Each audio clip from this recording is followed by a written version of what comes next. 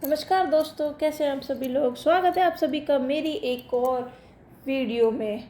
आज की वीडियो में बात करने वाले हैं भगवान शिव के 12 ज्योतिर्लिंगों का रहस्य, उनका इतिहास, चमत्कार और महत्व के बारे में जानेंगे आज हम। ओम नमः शिवाय।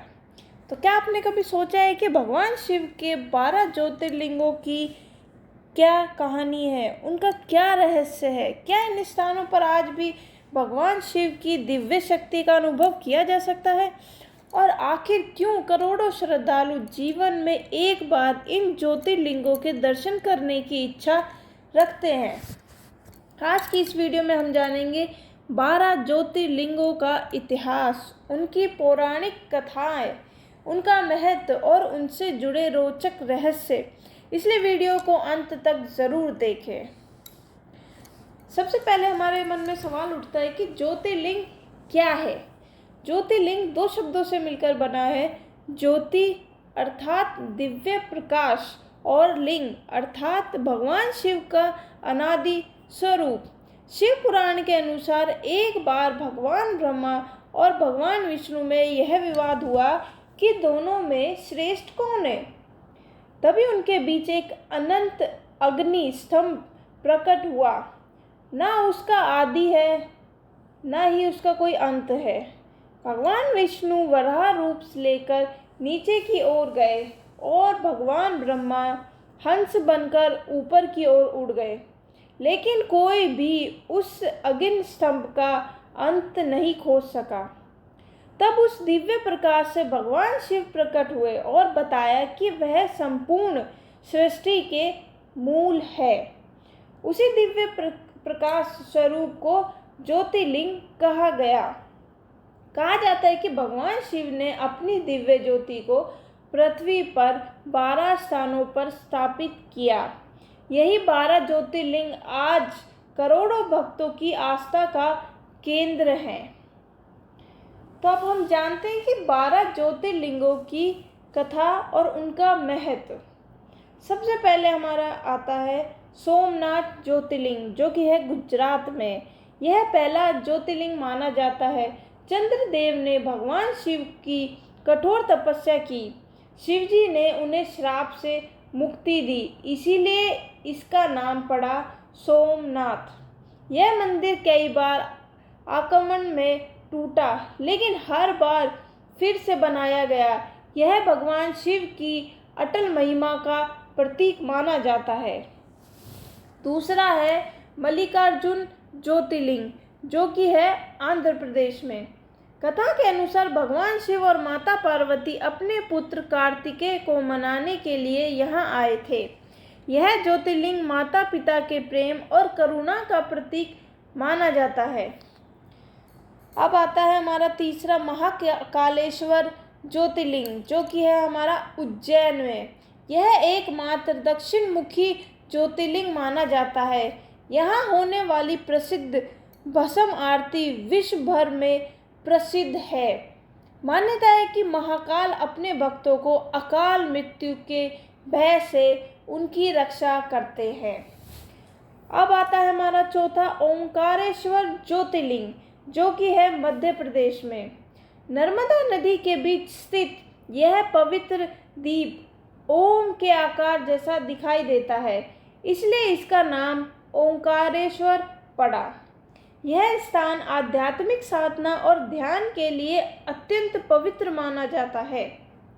जी हाँ दोस्तों, अब बात आती है हमारे पांचवें की, जो कि है केदारनाथ ज्योतिर्लिंग, जो है हमारा उत्तराखंड में। हिमालय की गोद में स्थित केदारनाथ भगवान शिव के सबसे प्रिय धामों में से एक है।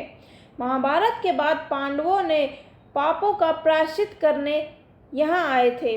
कठिन यात्रा के बावजूद हर वर्ष लाखों श्रद्धालु यहाँ दर्शन के लिए आते हैं।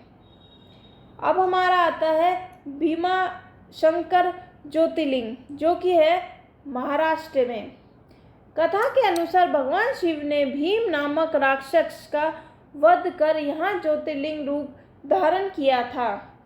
यह स्थान घने जंगलों और प्राकृतिक सुंदरता के बीच स्थित है।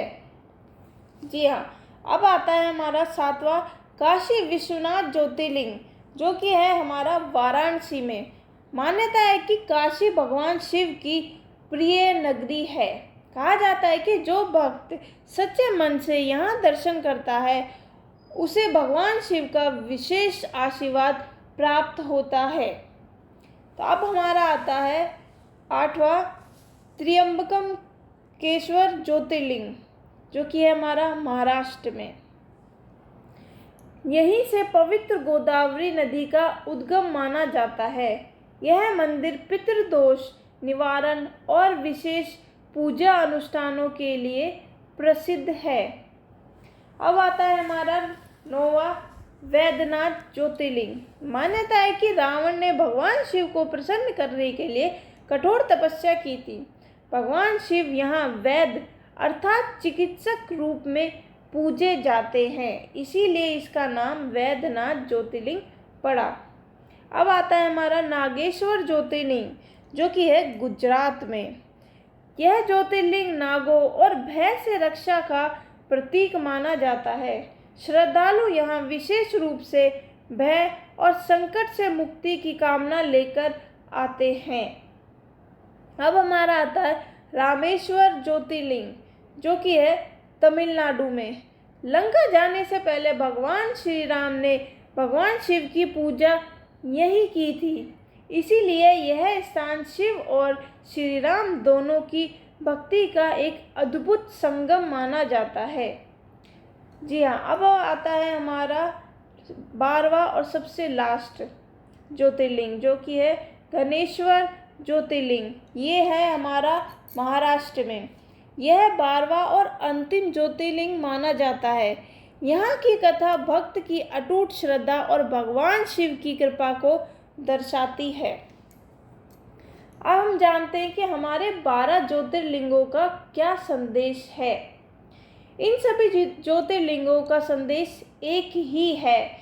सच्ची श्रद्धा, भक्ति, विनम्रता और धर्म के मार्ग पर चलने वाला व्यक्ति भगवान शिव की कृपा अवश्य प्राप्त करता है। ज्योतिर्लिंग केवल मंदिर नहीं, बल्कि भगवान शिव की दिव्य उपस्थिति और सनातन आस्था के जीवन का प्रतीक है।